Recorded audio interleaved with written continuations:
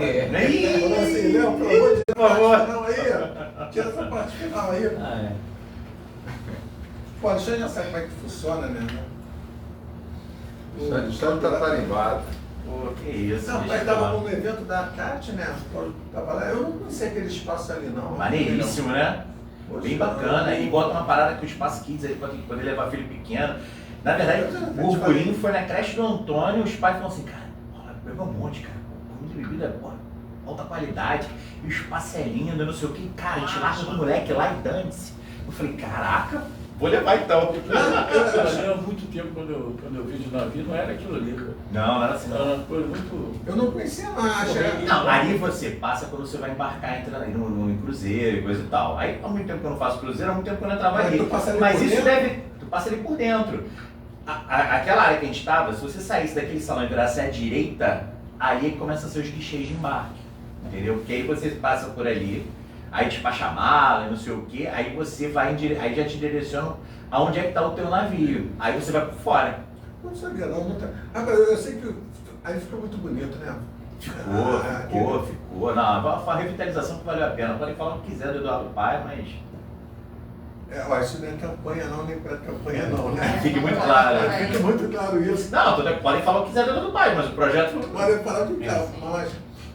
Não sou contra nem a favor, muito menos pelo contra. Mentira. Já estamos aí ao vivo, tá vendo? Ô, Alexandre, você quer compartilhar? Eu posso botar no pessoal da CAT? Posso? Claro. Deixa eu botar aqui. Queria botar no pessoal da CDT. Não, não chega. O Léo mandou o link. Mandei.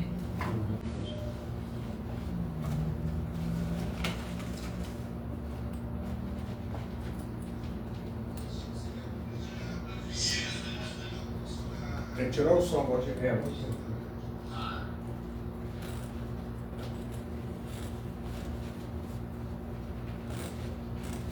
O Léo, tu não mandou o link, não. Mandei? Mandei sim. Tá, já vi aqui. Foi o fio aqui.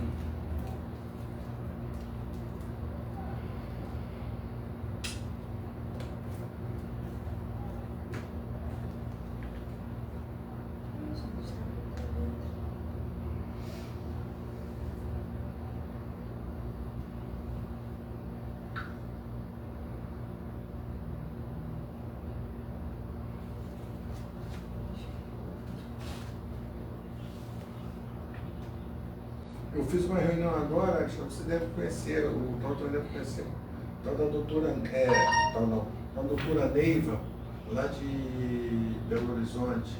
Excelente, ó.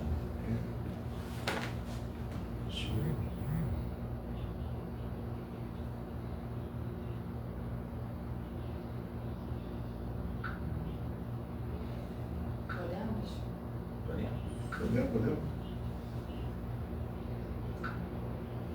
Manda para o GTE. Manda você enquanto eu estou falando, por favor. Beleza, então.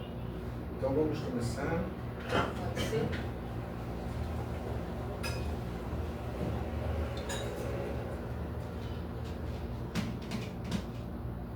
Quanto tempo você vai falar?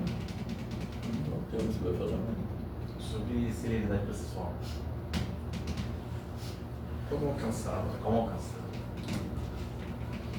Posso, Léo? Eu estava tentando lembrar a parte final do nome. Boa tarde, meu amigo, minha amiga, trabalhador e trabalhadora. Estamos em mais um episódio do podcast FETERJ, um espaço de debate sobre os principais temas que impactam o mundo jurídico e as relações de trabalho. Hoje vamos conversar sobre um tema que está no centro das preocupações de advogados, magistrados, servidores e jurisdicionados, que é a efetividade do processo, como alcançá-lo. E para discutir esse assunto conosco, vamos receber o presidente da Comissão de Direito do Trabalho da OAB, o Dr. Alexandre Bastos, que compartilhará sua visão sobre os desafios atuais da Justiça do Trabalho e os caminhos para uma prestação jurisdicional mais eficiente. Doutor Alexandre, seja bem-vindo mais uma vez ao podcast, é um prazer recebê-lo. Doutor Alexandre, ele é advogado, sócio do escritório de advocacia Bastos e Machado Nery Sociedade de Advogados, presidente da Comissão de Direito do Trabalho da OAB-RJ, ex-presidente da ACAT, Associação Carioca dos Advogados Trabalhistas, e ele também é secretário adjunto do SAERJ, Sindicato dos Advogados do Estado do Rio de Janeiro, entre outros títulos. E hoje, para nos acompanhar também, está conosco, além da minha dupla de toda semana, o nosso vice-presidente, Dr. Cláudio Rocha. Está conosco também o presidente do SAERJ, assessor jurídico da FETERJ, do SEMACO Rio, Dr. Cláudio Goulart. Está conosco também hoje o seu Valdir, nosso diretor também, e o Leonardo e o Richard da 3.com. Pessoal, fiquem à vontade. Doutor Cláudio, quer dar boa tarde, pessoal? Gente, boa tarde a todos, a todas aí. É uma satisfação enorme estar participando de mais um podcast da nossa federação, principalmente na presença de tão ilustres presidentes e ex-presidentes, vamos assim dizer, né? Temos aqui o Cláudio Goulart, amigo de longa data, hoje presidente do Sindicato dos Advogados, grande advogado trabalhista, militante. O Alexandre, que eu conheci o Alexandre nas rodas da Associação Carioca dos Advogados Trabalhistas. Primeiro ele era secretário-geral da gestão dos alunos, as duas gestões, depois da Bia. Exatamente, depois se tornou presidente da ACAT, também uma figura também notória aqui na Justiça do Trabalho no Rio de Janeiro. E com o Valdir aqui também, nosso querido Valdirzinho aí, com seus 8.9 de motor. Bem vividos aí. Graças a Tá bom? Deus. Então, gente, eu tenho certeza que vai ser um ótimo programa hoje, tá bom? Obrigado. Doutor Cláudio, você quer dar boa tarde aos nossos participantes? Boa tarde a todos. Mais uma vez é um prazer estar aqui junto com o podcast da Federação. Aqui ao meu lado, na minha frente, o meu vice-presidente da FETERJ, Cláudio Rocha, o nosso assistente lá. Estou com a mão na cabeça, hein? Esqueceu meu nome. É o jogo do Brasil. Estou focado no jogo. Neymar joga ou não joga? Vamos! Qualquer coisa vai escalar. fala a Fátima Bernardes. Não. É a Fátima Fala meu Bernardes da nome, Federação. fala meu nome. Minha querida amiga Domênica, né? E ao meu lado aqui, meu diretor lá comigo, meu parceiro, né? O Alexandre Bastos, né? Que já encerrou a ele quais são as funções que ele exerce. E eu ainda tenho que ainda sou conselheiro lá da OAB, né? E então é um prazer muito grande estar aqui, né? Na realidade, eu vim conversando com o Alexandre Bastos, Cláudio. Hoje eu realmente estou assim, estafado. Ontem nós estamos numa corrida dentro do tribunal, que a gente está deparando, né, com cada situação lá que é altamente complexa. Né? E hoje eu fiquei até essa madrugada, até umas 2 horas da manhã, trabalhando no processo. Então a cabeça da gente chega a essa hora, levanta cedo, né, e é sujo o problema. Lá o presidente nosso, Menezes, já está passando mais 2 problemas lá da federação. Enfim, né, é uma... Você já está no final do dia, na verdade. O organismo já está no final do dia já. Exatamente. Né? A gente chega, parece que a gente já está no início, parece que está no final, de tanto problema que a gente vai acumulando e sem dar conta, né? E, obviamente, hoje eu prazer estar aqui do lado do Alexandre Bastos, que ele vai fazer uma bela explanação, e dizer para vocês também o seguinte: o Alexandre Bastos é candidato ao 5º Constitucional, né, aqui do Tribunal Regional do Trabalho, né, é um candidato nosso lá do sindicato, né, que nós estamos apoiando ele, e obviamente chegando ele, né, ao tribunal, tenho certeza que vai ser um advogado que vai ser juiz, né, desembargador, né, mas com aquela concepção, né, de que o gabinete tem que estar aberto para os advogados, tem que estar jurisdicionado, enfim, porque a gente que está daqui, quando a gente assume essa função, a gente sabe qual é o calor daqui, na verdade, do que a gente fica esperando um despacho, um processo, não dá. Então, eu acho que foi um tema muito importante, né, para uma pessoa que está com uma perspectiva de estar no tribunal, de saber como é que o processo é conduzido, como é que você faz a celeridade, você só começou a advogar, não. difícil o advogado falar por que o processo está atrasado. Né? Então, Alexandre, a bola para você e o tema é todo seu. O programa de hoje é quase uma carta a compromisso. É bom a gente falar isso. É uma carta a compromisso, né? Eu recebo com muita alegria. Quem me conhece sabe que, óbvio, aqui eu estou como candidato e a minha pretensão é sempre fazer o melhor pela advocacia, mas eu não estou falando isso agora. Quem me conhece sabe a minha história de vida dentro da advocacia, sabe que minha bandeira sempre foi não só a advocacia, mas como o próprio fortalecimento da justiça do trabalho como um todo. Uma justiça forte é um jurisdicionado bem atendido. E eu não estou falando jurisdicionado propriamente dito dos empregados, o próprio empregador. Ele consegue ali alinhar uma convenção coletiva, fazer uma construção institucional ali para poder alinhar todos os pontos e não ficar qualquer aresta e tudo trilhar de uma forma positiva, uma forma legalizada. E não precisa nem falar, se de fato se eu tivesse voto de confiança dos conselheiros da ordem, do próprio tribunal e obviamente referendado pela presidência da República, assumo o encargo e com portas sempre abertas para a advocacia, para o jurisdicionado e contando sempre com essa parceria com a advocacia, sempre que a advocacia é o termômetro, né? A gente sempre diz que o primeiro juiz da causa é sempre o advogado, tanto para um lado quanto para o outro. Perfeito. Então aproveite e já dá boa tarde aos participantes. Né? Então, deixar aqui meu boa tarde, meu nome é Alexandre Bastos, como foi falado, hoje estou presidente da Comissão de Direito do Trabalho da OAB e fui presidente, algo que me dá muito orgulho, da Associação Carioca dos Advogados Trabalhistas e campei talvez o que eu pude fazer de melhor em busca aí de umas melhores condições de trabalho para a advocacia e o melhor atendimento ao jurisdicionado. Falando em celeridade processual e efetividade processual, a gente, quando a gente estava vendo o tema, a gente começou com celeridade e alterei por efetividade processual. Por quê? E por que eu acabei vestindo essa camisa da celeridade? Quando, na época da gestão do presidente Luciano Bandeira, que é uma gestão que antecedeu essa agora que a gente está da presidente Ana Tereza Basílio, a presidente Ana Tereza Basílio assumiu a missão da celeridade processual com o giro da celeridade. Então, ela era vice-presidente da ordem, assume a presidência da Comissão de Celeridade Processual. E ela precisava de braços. E esses braços foram os vice-presidentes. Então, a gente tinha um vice-presidente que ficava feito ao Tribunal de Justiça, outro vice-presidente que ficava feito à Justiça Federal, uma vice-presidente que ficava feita a questões de prerrogativa que são importantes, sim. Queria pequenar o papel da Comissão de Prerrogativas, que é imprescindível. A gente está vendo hoje o trabalho hercúleo que o James Walker está fazendo à frente de prerrogativas.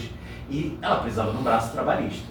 E o meu nome surgiu e ela me fez o convite e eu fiquei extremamente feliz com o convite, porque é minha vivência há 20 anos, então assim, há mais de 20 anos.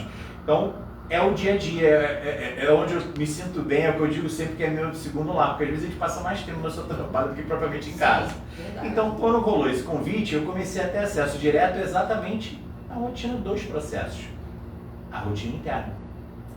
E por que eu digo da rotina interna? Óbvio que o advogado trabalhista militante, ele sabe qual é o processo civil, ele sabe como é que funciona a sistemática processual trabalhista e, em virtude disso, ele vai tocar o processo. Mas o que acontece internamente? O que acontece dentro da vara do trabalho? Somado a isso, em 2015, a gente teve a atualização do Código de Processo Civil. E aí ficou alardeado ali o princípio da cooperação, que é primordial, e eu vou bater muito nessa tecla, porque esse princípio acabou sendo meio que demonizado com o tempo. E todo mundo, com uma certa razão, falou assim, que o judiciário pegou a responsabilidade de atos cartorários e jogaram no colo do advogado e da advogada.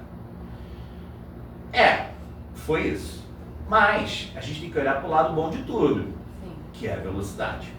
Eu acho assim, que se a gente for fazer um comparativo entre o sistema cartorário da Justiça do Trabalho e porventura, e comparado aí à Justiça Comum, por exemplo, até a Justiça Federal, a gente navega num bom mar, porque há uma certa, dentro da Justiça do Trabalho, você já tem uma forma muito certinha de construção das varas. Então você tem uma média na capital de 4.500, 5.000 processos por ano, tramitando. Você tem ali uma média de 10 servidores por vara, óbvio que nunca funciona com número cheio, porque 10 servidores, você tem sempre aquele que está de férias, e você tem um que eventualmente sai de uma licença médica, ou de uma licença maternidade, ou por uma outra questão que nunca fica 100% efetivo. Mas é muito melhor, por exemplo, do que comarca do interior do Tribunal de Justiça. Você pega às vezes uma vara que é em trança única, ou seja, uma vara única para ver tudo, E aí você vê 3 servidores para gerir 14 mil processos e um único juiz sem auxílio. É porque no interior, só para tirar minha dúvida mesmo, no interior... Estou falando do Tribunal de Justiça, tá? Sim, Porque nós não, trabalho interior... até no interior mantém o mesmo padrão. Ah, tá. Obviamente, o que modifica aí é o número de processos. E por que modifica o número de processos? Porque você tem um maior número de proposições de ação mais para capital. Óbvio, você vai ter comarca com um maior número porque tem um número menor de varas. Então eu não tenho como aquilatar. Hoje eu posso falar que é em média de 4.500 a 5.000 processos na capital. No interior varia de comarca para comarca.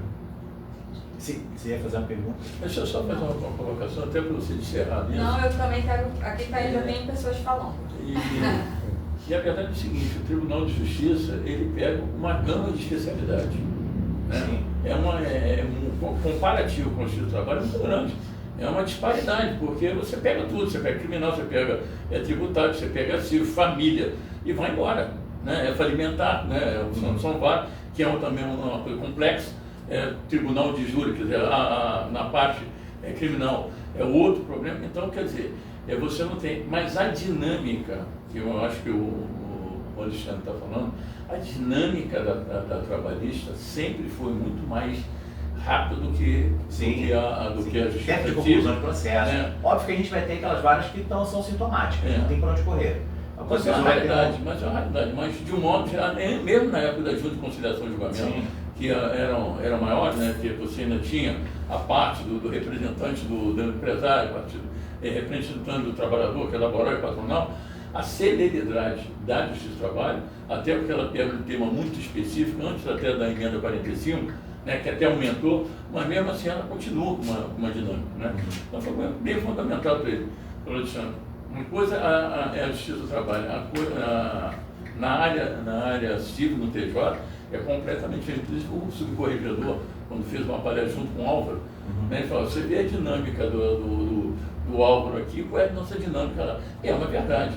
A disparidade que você tem de especialidade dentro do Tribunal de Justiça é diferente da trabalhista.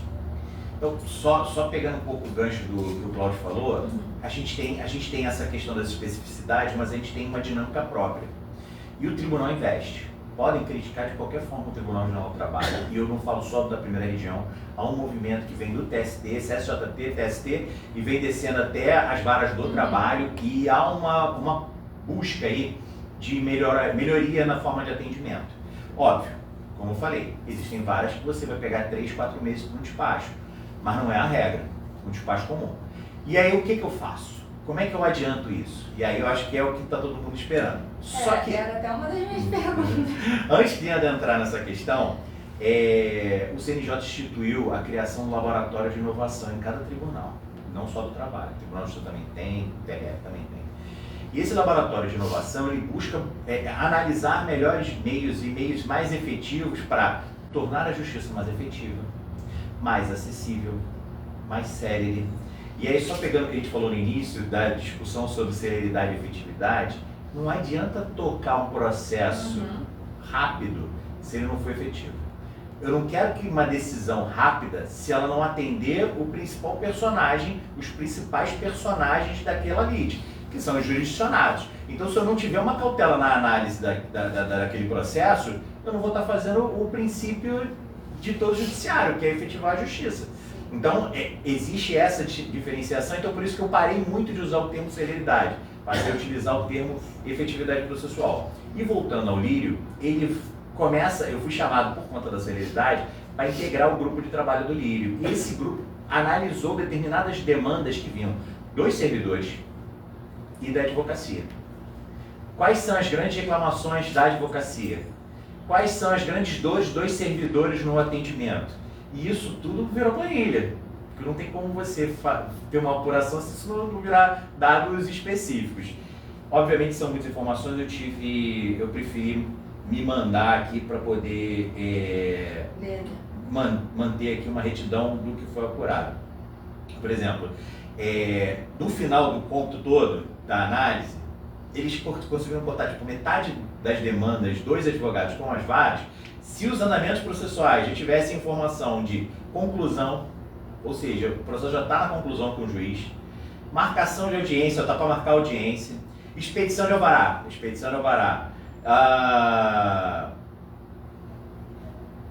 Contadoria também é uma coisa que é um funil, né, dentro das vários trabalhos, porque acaba tudo concentrando no contador, no calculista. E hoje em dia você chega a ter 2 calculistas dando uma para a cada vara, mas por muito tempo só um, e tem vara que até hoje é só um contador ou um calculista. Uma pessoa para fazer o cálculo de todos os processos? Sim. Gente! Porque na verdade foi o que eu falei, ali é um gargalo, né? Porque assim, muitos fazem acordo na fase de conhecimento, então você na verdade não vai calcular os 5 processos que entraram naquele ano. Então, não chega a ser bem assim. E quando você tem o cálculo apresentado pelas partes, ele às vezes bate só a conferência, então é muito mais rápido do que de fato ele fazer a elaboração dos cálculos, né? Sei que eu levo uma surra do Alexandre. Dá até de chorar às vezes. Olha só, dentro do que foi apurado, as principais demandas dos servidores, ou seja, o que na verdade demanda mais tempo deles. 73% dos servidores analisam que saber o andamento do processo é o que demanda a atenção deles, no sentido de tá lá aquele servidor que tá para fazer alvará. Aí, ele é retirado para fazer alvará para ficar naquele tempo que ele vai atender balcão virtual. Ele podia estar lá fazendo alvará e ele está lá dando informação do processo. Se as informações fossem mais claras no próprio site, isso seria uma demanda a menos. Pedido de conclusão do juiz. Você entra na petição e a primeira coisa que você quer que o processo vá para conclusão. Se isso não está no andamento, obviamente que você vai acabar fazendo balcão virtual ou indo na própria vara, né? Dúvida com o alvará, se o alvará dá para sair, porque infelizmente também não está assim, na gaveta de alvará. Como até no TJ às vezes botam, né, a informação assim, para a expedição e mandar de pagamento. Já foi pior, já estava na costura, né? Tá na Já costura. costura.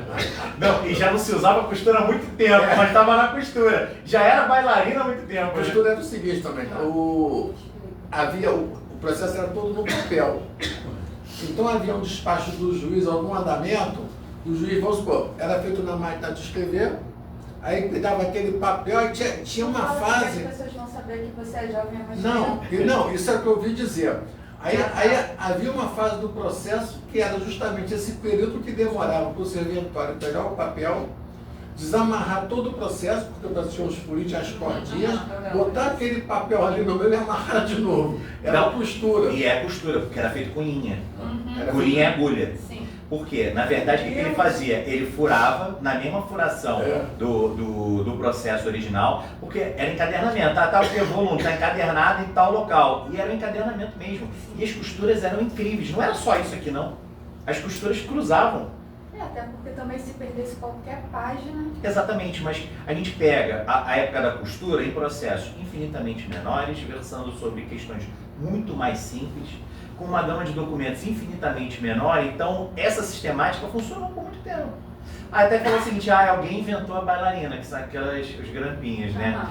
Tudo tem uma evolução, olha só, vamos lá, a gente está falando de processo no papel e hoje vive muito bem com o PJE no seu trabalho. Tem esses percalços, o sistema pode sair do ar, pode acontecer diversas coisas, mas a gente hoje pode dizer que o PJE salvou a advocacia na pandemia. Olha, eu vou te falar uma coisa, se você me permite, se você for comparar os sistemas eletrônicos, o trabalhista é o melhor de todos. É o melhor de todos. E assim, é até chato eu falar isso, porque eu faço parte do comitê que gere os processos eletrônicos na Justiça do Trabalho, desde 2017. Eu ocupei uma vaga que era um assento que a Associação Carioca dos Advogados Trabalhistas tinha nesse comitê, em 2017. Por uma questão de reestruturação vinda do CSJT, a ACAT perde essa vaga e só fica uma vaga para a ordem. Vem a eleição da OAB, a Ana Tereza Basílio é eleita presidente, eu assumo a presidência da Comissão de Direito do Trabalho e, por já ter essa vivência, assumo também a vaga da ordem no Comitê Gestor do PJE. Na verdade, hoje é subcomitê gestor porque o comitê é de gestão de processos, né? É de processamento de dados e coisa e tal. Então, é o subcomitê gestor do PJE. E a gente tem assento, e não é um assento fictício, a gente tem assento com direito a voz e voto, que faz toda a diferença. Porque, no final das contas, o grande termômetro para o público externo é o advogado, a advogada. Porque a gente sabe quando o processo estava fora do ar, porque eles têm uma dinâmica diferenciada. Com o processo, o sistema já sai de lá de dentro, para a gente pode estar fora do ar e para eles está funcionando perfeitamente. Por isso que eu sempre digo o seguinte, a gente trabalha com dados. Façam a reclamação diretamente no e-mail. Já fica registrado e anota tudo para o advogado e advogado que estiver assistindo a gente. E se porventura for parte de processo, já informa o seu advogado. registrar no pjeapoio@trt1.jus.br, colocar o seu nome e o seu CPF cadastrado no sistema do PJE. Isso facilita a localização do cadastro e a localização do problema. Então, assim, não só a questão de estar ou não estar no ar. É primordial, quando dá qualquer problema, às vezes anexar um documento dá um problema na assinatura. O problema na assinatura é o mais corriqueiro, ele dá aqueles códigos de erro. Printa a tela, manda para esse e-mail. Por que não tem por telefone? O CSJT estabeleceu que o único canal de acesso é através do pjapoio@trt, aí um númerozinho do lado, como a gente é a primeira região. TRT1, mas se fosse São Paulo seria a segunda região, Campinas seria o 15, Minas seria o terceiro, Recife seria o sexto, e por aí vai. E aí vai depender de cada região. .jus.br, porque é o domínio fixo de cada tribunal. Então, se você consegue implementar isso, eles rapidamente dão um retorno. E a equipe técnica aqui do Rio de Janeiro é incrível, porque está sempre aprimorando o PJE com inovações que são desenvolvidas dentro do próprio tribunal. E aí são levadas ao Conselho Superior do seu trabalho, que vai ratificar ou não aquela melhoria ou aquela atualização do sistema. Então, assim, demandem, porque esses dados são importantes, inclusive para mim, lá dentro, poder reivindicar alguma coisa para a advocacia. E aí esse termômetro, olha, na verdade o sistema do PJE está com esse indicativo. Não tem como melhorar isso, não tem como tornar isso mais efetivo. Por exemplo, desde a gestão passada do tribunal, do Dr. César Marques, que o corregedor era o Dr. Marcelo Augusto, outras gestões também tiveram, mas eu posso dizer mais propriamente porque foi uma pressão, não vou dizer uma pressão, mas foi uma indicação mais fervorosa. Recomendação do tribunal de que não subisse processo com dinheiro de valor em controvérsia depositado não fosse para grau de recurso sem o valor em controvérsia ter sido liberado para parte. A lei manda que o valor em controvérsia ele tem que estar disponível no ato do depósito. Então não adianta, você pode até garantir o juízo que não seja por moeda, mas é por patrimônio e coisa e tal. Mas se subiu e tem valor no processo, esse valor em controvérsia tem que ser liberado antes de ir para o julgamento do grau de recurso. Recurso nessa instância é a grave de petição. E aí, entra com a grave de petição hoje. A parte contrária, você apresenta a resposta da grave de petição que se chama contraminuta, no dia seguinte vai para a segunda instância. Por quê? Sério, eles querem fazer o processo voar. Porque eles são cobrados, são muito cobrados com relação a isso, a celeridade processual. Mas a gente perdeu o quê? A efetividade. O processo subiu e o dinheiro não foi liberado. Essa é a grande questão. E aí eu já vinha tentando, já um certo namoro junto ao comitê gestor, para botar uma opçãozinha, porque todo processo que não é arquivado, tem um checklist que o PJE exige da vara. O processo não é simplesmente arquivado. E aí você vai flegando as opções. O que é flegar as opções? É botar um X em cada opção. Fazer o check. E você vai fazer o check. Fez o check, está tudo redondinho, o processo vai para o arquivo. O que acontece? Quando o processo vai para a segunda instância, tanto na fase de conhecimento quanto na fase de execução, tem o mesmo checklist. O que eu pedi para servir como melhoria e ser inserido na próxima versão do PJE? O processo só sobe se está assim. Liberou o valor em controvérsia? Check. Liberou. Aí o processo sobe.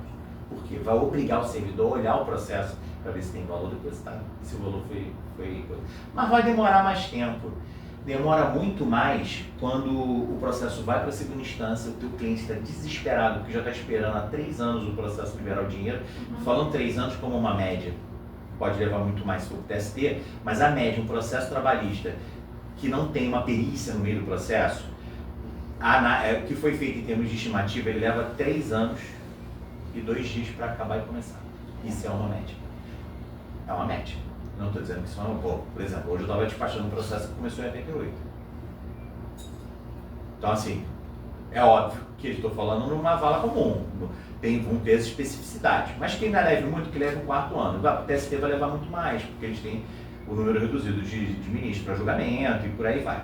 Talvez diminua agora com essa política de temas, súmulas e precedentes. E aí o que acontece?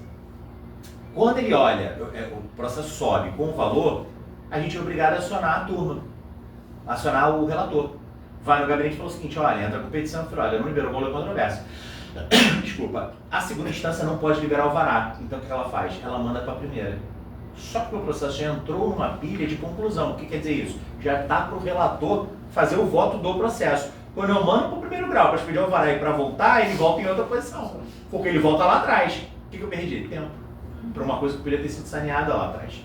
E é por conta disso que a gente conseguiu. Eu não sei como é que funciona no TJ ou no TRF. Então o seu namoro deu certo. Deu certo, Ah, que bom. porque foi né? aprovada a proposta Aham. na reunião do mês passado. Que bom. Mas Aproveitar. é a atuação efetiva da advocacia no comitê gestor. Perdão. Não. Desculpe. É porque eu também queria aproveitar, porque as pessoas estão dando boa tarde pra gente, doutor Alexandre. A doutora Zenaide também está com a gente aqui, ela já participou do podcast, né? A gente tem que marcar uma nova data com ela, né, doutor Paulo? Isso aí, fala de Pra aposentadoria. gente falar sobre Excelente aposentadoria. Isso é do interesse da Agromen. O meu maior interesse é me aposentar. E também está conosco a Rose Meg, ela é sindicato de Campos, nos dando boa tarde. Oi? Olha essa aí, né? Do Sindicato de Aceite Campos, a diretora do CEMAC da FETERG, Celina, também está conosco, a Mariângela Castro, nos dando boa tarde, o doutor Flávio, que também é nosso diretor, dando boa tarde a gente. O tema é longo e de boa valia. Boa tarde, doutor Alexandre, bom podcast a todos. Aí a doutora Zenaide colocou: a Comissão de Direito do Trabalho da OAB está bem representada pelo doutor Alexandre, que foi presidente da ACAT e atualmente conselheiro nato. Aí ela colocou: a ACAT está aqui com a doutora Araçari Batista, atual vice-presidente da ACAT e também membro da Comissão de Direito do Trabalho da OAB. E colocou: com certeza, o tribunal vai ganhar muito com o doutor Alexandre Bastos sendo nomeado pelo 5º Constitucional. Estamos na torcida porque ele é um advogado super atuante, sempre trabalhando no tribunal pela advocacia e pelo bom direito do trabalho. Aí o Yuri, nosso companheiro, também colocou boa tarde. E o seu Nolasco, que estava sumido, hein, seu Nolasco? A gente estava sentindo sua falta, né, doutor Paulo? O Nolasco ele faz parte da UGT Nacional. Da UGT Nacional. Ele está em São Paulo. Isso. Aí ele colocou: boa tarde. 760 mil processos no primeiro trimestre. Trimestre deste ano, cerca de 6 mil por dia. É falta de resolutividade? Falta de resolutividade, ele colocou assim, fez uma pergunta pra gente. A Patrícia também nos dando boa tarde. Aí o Nolasco complementa a pergunta dele. Isso. Trabalhista resolve conflitos com a CLT. A volta do classista poderia minimizar o número de ações? Eu acho que, eu sempre fui muito entusiasta da representatividade classista, porque, na verdade, o seu trabalho ela nasceu para ser uma justiça da composição. Tanto é que o próprio rito estabelece 2 propostas conciliatórias durante as audiências de trabalho, em regra são unas, né? A lei determina que são unas. Então a gente tem a primeira proposta conciliatória e a segunda proposta conciliatória. Inclusive, se você não faz a segunda proposta conciliatória, pode levar à nulidade do processo. E o processo se retornar só para saber se tem acordo. Mas por que isso? Você tem uma situação estabelecida entre as partes, e aí faz-se a proposta conciliatória. Eu sei exatamente onde o meu cliente está pecando e o que eu tenho de prova a produzir se eu tiver pelo réu. Quem está pela parte autora sabe exatamente qual é o bom direito e se aquilo que eu tenho de prova vai justificar o direito que eu estou postulando. Não existe uma mentira que se torna verdade porque foi provada, uma verdade que passa a ser mentira porque não houve prova. Mas a gente tem que ficar atento ao longe da prova. Sim. E aí a primeira proposta conciliatória é importante porque você ainda não tem grandes evoluções de instrução. Não houve o testemunha, não teve ali uma impugnação de documento específica, não tem uma perícia. Já a segunda proposta conciliatória é um processo amadurecido, é um processo em que você já tem uma carga processual grande na medida em que você já tem uma prova constituída e fundamentada. Óbvio, aí vai da ótica de cada advogado e o aconselhamento para o seu próprio cliente, tanto para aceitar um acordo pela parte autora ou para oferecer um acordo pela parte réu. E aí, essa questão. Com a representatividade classista, isso tinha mais força. Por quê? Imagina você ter um servidor ali do seu trabalho, porque a representatividade classista, você era juiz classista. Sim. Você estava ali com um juiz togado no meio, de um lado o representante do empregado, ou do empregador te auxiliando numa negociação. E aí, poxa, vai da sensibilidade também deles no próprio processo. Então isso seria incrível. Na verdade, eles criaram uma outra forma de conduzir isso, que seria a formação dos sejusques. Por quê? O tribunal tem investido bastante em formas de mediação de conflitos amigáveis, para economizar o tempo do processo. Eles investem na negociação pré-processual para homologação processual. Então, assim, eles acabam estimulando a negociação. para talvez economizar um custo do tribunal com a representação classista, porque são mais servidores, são mais salários a serem pagos, e eles trabalham com uma sistemática que eles já possuem. Tanto é que dentro do seu trabalho, dentro do Tribunal de Justiça, o conciliador pode ser externo e é remunerado pelas demandas que ele faz com oposição. Sim.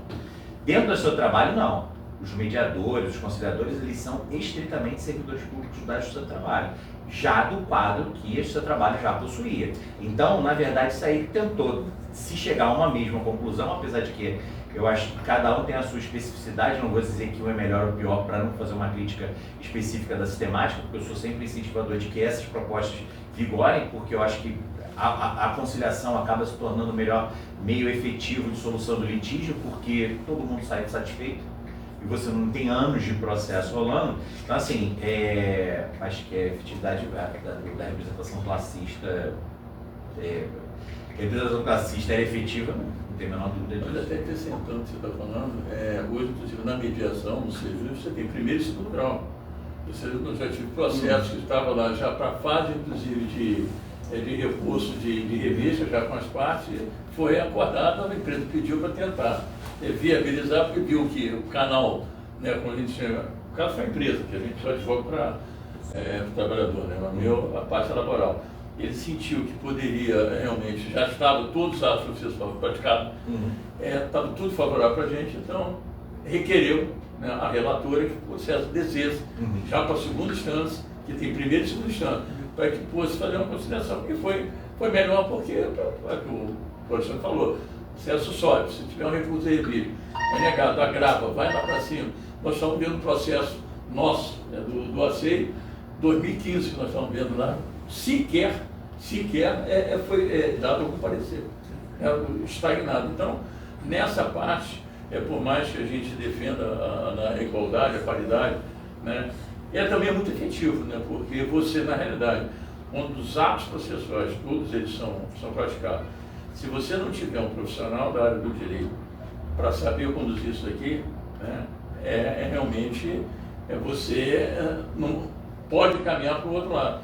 Na fase lá, como juiz classista, normalmente eram representantes, e nem todos eles eram bacharéis, tinham a sua representação, o mais importante que seja, mas eu acho que essa dinâmica que o tribunal deu, eu acho que aí vai no que ele está falando, é uma efetividade do processo, porque você sabe de chegar para os profissionais, sabe qual o caminho que pode ser dirigido. Por todas as críticas que a gente possa fazer à chamada reforma trabalhista, né?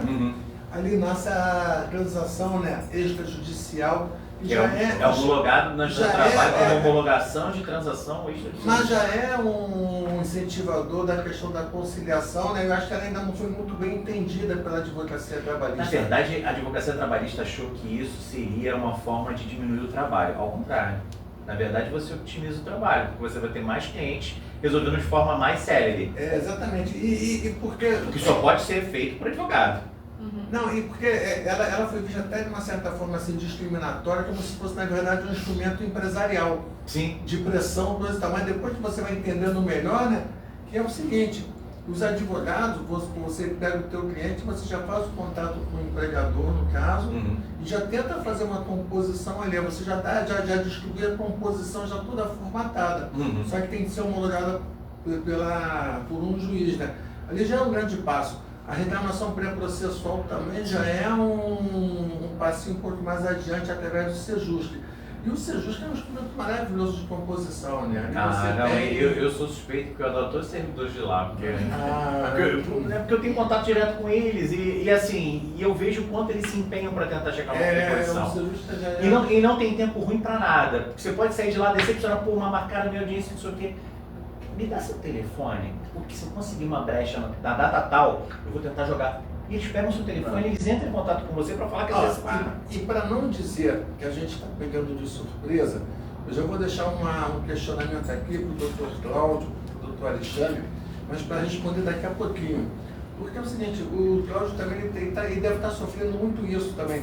Por quê? Porque a gente está falando muito de celeridade, de efetividade processual. Quando vem a questão dos temas do STF, dos incidentes repetitivos, etc., ele vem no interesse interesse de você otimizar os processos, você dá uma celeridade. Mas alguns estão atrasando os processos, não é isso? Porque você tem uma gama aí de processos aí suspensos, e para você explicar para o trabalhador por que o processo dele está suspenso, porque está aguardando um julgamento de um determinado tema lá pelo STF, é muito complicado. Então eu vou deixar esse questionamento para depois você, porque acho que é bom também, porque tem muita...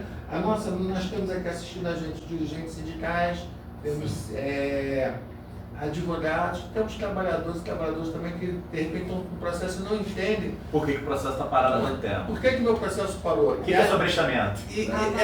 A maioria das perguntas que a gente recebe é essa. É por que meu processo... E eu vou ser muito sincero, é ruim para a parte, mas é pior para a advocacia. Porque a parte tem a sua profissão. Eu já sei, a minha profissão é essa, então eu vou seguir. Mas eu tenho um processo trabalhista, perfeito. E o advogado só tem os processos. Sim. Se você, por exemplo, suspende processos de... Agora já está definido como o tema 1118 a questão da responsabilidade do ente público.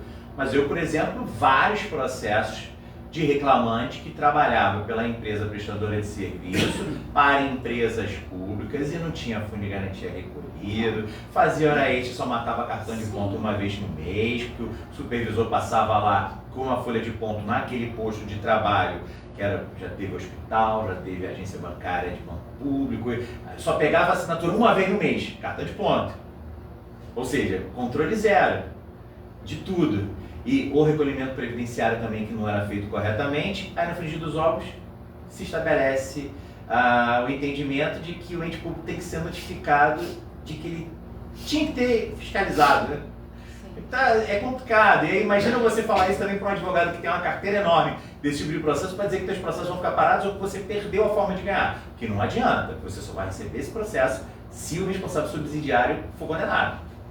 E você explicar para o teu cliente, olha, nós ganhamos a responsabilidade do Estado, mas agora nós não temos mais a responsabilidade do Estado porque veio uma decisão de Brasília. E um detalhe, porque você tem a questão dos extingues.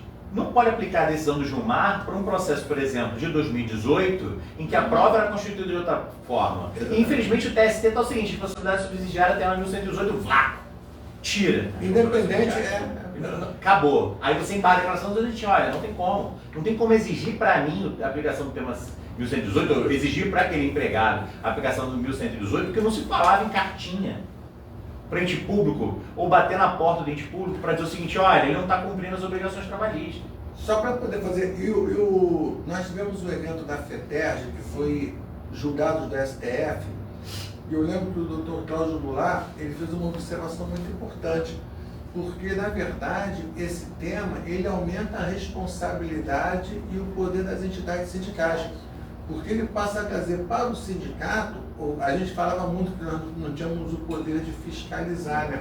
Mas continuamos sem o poder de fiscalizar, mas ele traz o dever de fiscalizar. Na verdade, você passa a ser o dedo duro. Nós não temos poder, mas nós temos o dever de fiscalizar. Hoje nós falamos com um despacho, e o Alexandre ainda falando sobre esse tema, né?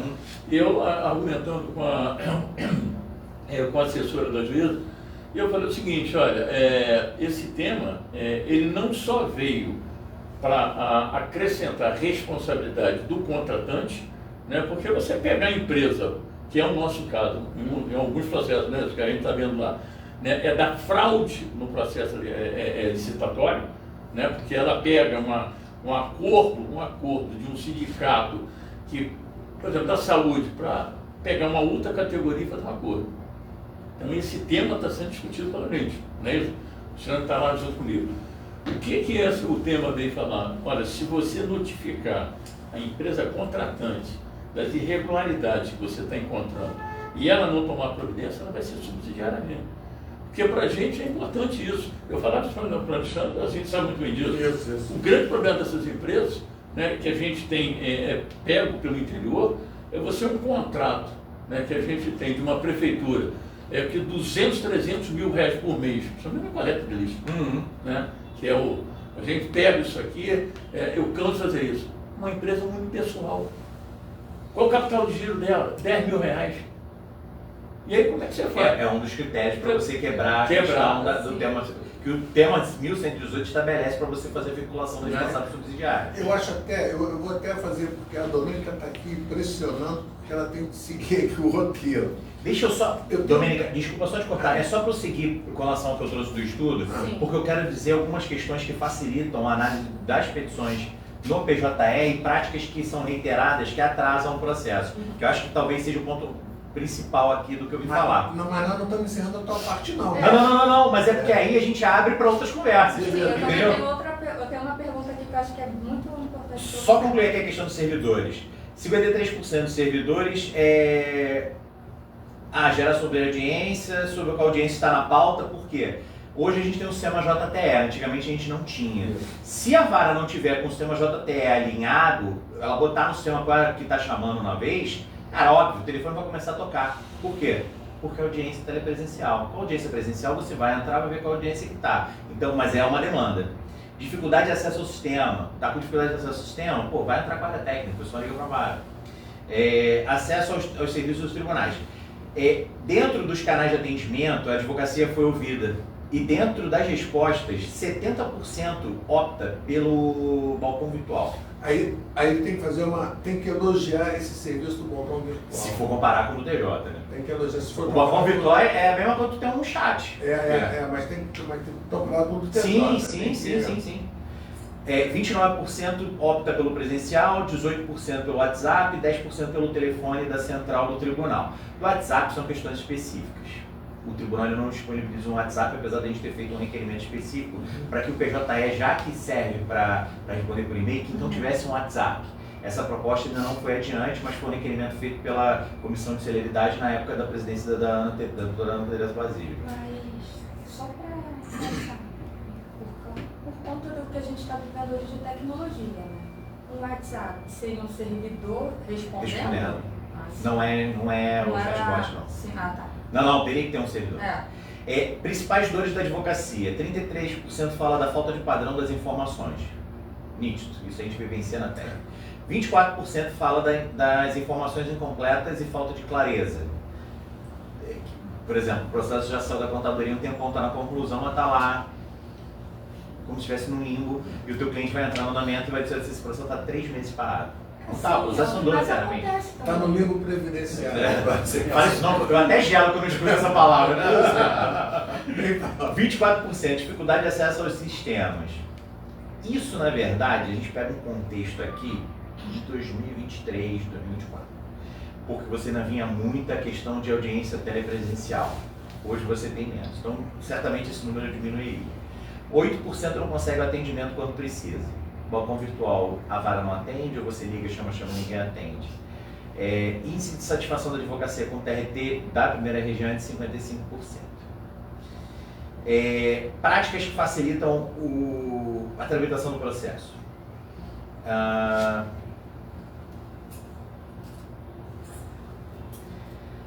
A vara perde muito tempo entrando no PJE para alterar a classe da petição. O que é isso? Se você está entrando com uma manifestação sobre defesa do documento, você vai botar manifestação. Se você entrou com a petição indicando dados bancários, você vai entrar com a manifestação. Mas se você entrou com recurso ordinário, é recurso ordinário e é petição que consta do rol de petições que estão no PJE. Se você entrar com um agravo de petição, é uma petição que está no rol de petições. Quando você apresenta cálculos, está lá, apresentação de cálculo e liquidação. É um rótulo que aparece para o cartório. E esses rótulos diferenciam a forma de conclusão. Então, quando eu já pego uma relação de petições do dia e para fazer uma triagem, para botar para o juiz, porque não é toda petição que vai para o juiz fazer análise. A petição vai chegar no cartório, por exemplo, uma apresentação de cálculo. Já sabe que vai ter que intimar uma parte contrária para falar sobre o cálculo do autor. Então já vai no automático e o teu tempo de conclusão... Mas se você cadastra errado... Se você cadastra errado, o processo vai para a conclusão normal. Aí vem despacho do juiz e autua-se. Ou seja, vai para o cartório para mudar a qualificação da petição, aí volta para a conclusão, ou dali da reclassificação e que ainda vai intimar a parte contrária, por exemplo, para falar de cálculo. Ou para a parte contrária apresentar uma contrarrazão no recurso ordinário. Entendeu? Outra questão que é, assim, nominar corretamente e o nome do arquivo. O que acontece? Você tem a opção de escrever na telinha do PJE a petição que você está fazendo. Ou você faz um upload da petição em PDF. Quando você bota o que é o resumo daquela petição no nome do arquivo ou no nome da petição, desculpa, isso facilita de sobremaneira a análise pelo juiz. Por exemplo, assim, petição, indicação de conta com pedido de alvará. O juiz falou assim, opa, esse é simples. Espécie de alvará com base na conta indicada na petição do autor. Outro exemplo, cisbajude, pode ter mesmo, pedido, execução frustrada, requerimento de procedimento feito com cisbajude. Já sabe que aquilo ali vai para uma PR online, que é a ativação do sistema cisbajude. Mas é tipo assim, manifestação, aí descrição, manifestação. Não, é pior, porque os exemplos que eu participei lá e que o pessoal reclama é manifestação do reclamante 01, manifestação do reclamante 02, manifestação do reclamante 03. A comunicação é tudo. Falo reclamante porque foi exemplo dado na hora, mas também tem manifestação do réu, insatisfação do réu e resignação do réu. É óbvio que o réu vai estar sempre insatisfeito. Porque... Mas aí também, né, aí tem uma... Eu entendo a crítica, mas também o Cláudio pode falar também sobre isso, na questão da qualificação da advocacia, né? Porque nós hoje viramos. A gente tem que entender de direito, a gente tem que entender de computador, tem que entender de tecnologia, tem que saber como é que cadastra. Às vezes eu perco um tempão, às vezes, achando justamente a discriminação correta da petição que eu vou fazer. Tu vai dar em cada nome inicial aquela parte que vem lá do segmento econômico que você está, aquilo é desesperador. Turismo, comércio, indústria. Aquilo ali é desesperador. Aquilo ali é desesperador. Aí tu vai direto assim, outras não classificadas, o que é mais prático. Exatamente. Você tem que classificar o segmento. Eu falo, gente, pelo amor de Deus, aí você vai no ouro. Melhor botar esse ouro que essa aqui. E depois eles que se virem. Entendeu? Não, no início do PJE tinha a petição inicial que vinha, dizendo o seguinte, caso não seja entendimento do juízo quanto à qualificação, que seja adequada da melhor forma sem prejuízo do processo. Hoje em dia não precisa mais fazer isso, mas antigamente se fazia. Vamos lá. Isso é clássico. Você entrou numa petição. Aí o processo, por exemplo, você apresentou o cálculo. Aí ou manifestação de cálculo, ou impugnação de cálculo, e o processo não vai para a conclusão direta, ele vai para a contadoria, que eles não registram que foi para a contadoria, para evitar com que a parte vá lá falar com o contador, com o cálculo. Porque no seu trabalho pode ser contador, como pode ser também um engenheiro concursado com formação em cálculo e não necessariamente contador. Por isso que eu fiz bem a parte do calculista. E depois é que ele vai para a conclusão. Como os processos que vão para a conclusão, ou seja, para a mesa do juiz, eles têm um prazo estabelecido no PJE, tanto regimental como no PJE, para ser resolvido, se eles colocam na conclusão, já matou o prazo do contador e já botou o juiz na berlinda. Por quê? Esses prazos de conclusão interferem, se ele está com muito prazo atrasado de conclusão para dar despacho, no critério de promoção. Então, se ele é juiz substituto, ele vai ter uma dificuldade para se tornar juiz efetivo. Se ele é juiz titular, ele vai ter dificuldade para alcançar o cargo de desembargador, numa eventual promoção, porque é formada a lista tríplice por merecimento. Quando você é por antiguidade, esquenta a cabeça, mas todo mundo acaba querendo ser por merecimento, por mérito próprio. Então, é um critério importante. O que acontece? Isso acontece com frequência. Eu entrei na petição, estou achando que você está parado, aí você entra com a petição dizendo, gente, olha só, eu entrei com a petição, tal dia, até agora nada, requer que o processo seja remetido para a conclusão, tendo em vista que até agora não se consta do sistema do PJE que o processo está concluído com o magistrado titular da vara. É legítimo? É legítimo, porque eu não sei o que está acontecendo. Mas é efetivo? Não, você acabou de aniquilar. Talvez a próxima etapa do teu processo seria a publicação do despacho. Entendeu? Por quê? Quando eu entro com a segunda petição, eu já tirei aquele prazo de conclusão lá atrás e boto ele na conclusão de novo num prazo recente. Então isso são medidas simples que, se você adotar corriqueiramente nos teus processos, você faz os processos andarem com maior celeridade, com maior efetividade. Entendeu? Por exemplo, eles reclamam muito que a parte entre em contato com o balcão virtual e por telefone pedindo a conclusão de uma petição, que foi o que aconteceu aqui com relação à questão da segunda petição. Qual é a dica? Porque eles vão continuar apunhados do mesmo jeito, dizendo que, vem aqui só para pedir para processo para conclusão. Vim despachar com o juiz, quero falar com o assessor. Você foi despachar a petição, isso é direito de qualquer advogado. Quando você pede, só vem aqui para pedir o processo para conclusão, agilizar a conclusão, eles pegam aquilo meio que como ranço. Por quê? Como eu falei, no seu trabalho é tudo muito formatinho. Você tem ali uma escala de andamentos dentro da própria vara. Então, assim, por exemplo, ele está na conclusão, estamos em junho, ele está pegando os processos de abril. Beleza, é porque dentro dessa formatação da vara ele está julgando abril, ou está julgando maio, coisa e tal. Quando você chega e pede para antecipar a conclusão, ele fala assim, doutor, mas tem esteira de conclusão.